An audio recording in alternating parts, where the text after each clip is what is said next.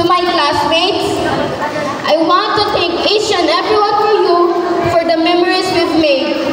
Over the years, we've laughed, learned, those times na mag-away-away, that random music during break time, the way we promise some outputs, overtime, atong away-away nga hilak-hilak dayon. Atong tuwa-tuwa basta walay teachers. Everything. I can say being an STE student has been a truly rewarding. Over these 4 years, you guys become like a family to me. Like, wala kay uwaw, magdol-dol niya, mukalit na pangkapa. So as we go our separate ways, I want to express my heartfelt gratitude to each and every one of you. Thank you for being an incredible part of my journey. Thank you for making these 4 years unforgettable. I wish you all the very best as we embark on this new chapter in our lives. May our path continue to cross and may our bond remain strong. And of course, I want to express my deepest gratitude to my friends who made my high school life complete. We created a strong bond and a lot of unforgettable memories. Our time together has been a gift, and I always treasure the memories, laughter, and lessons we've shared. I hope our friendship will be continue to grow and remain strong in the future.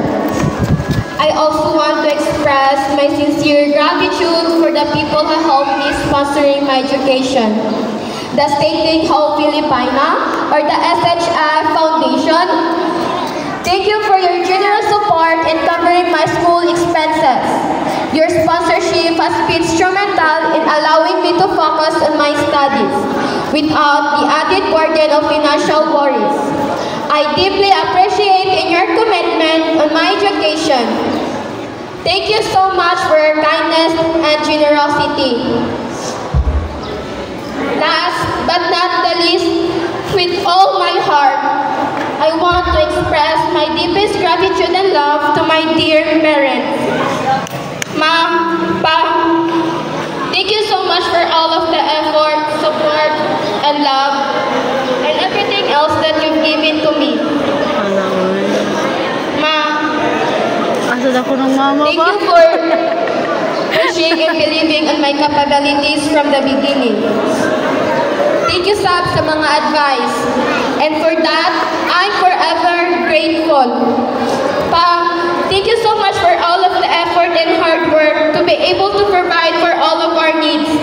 Bisan daghan na kang ipamatis ang sakit sa imong lawas or imong gapon gipugos para sa amo.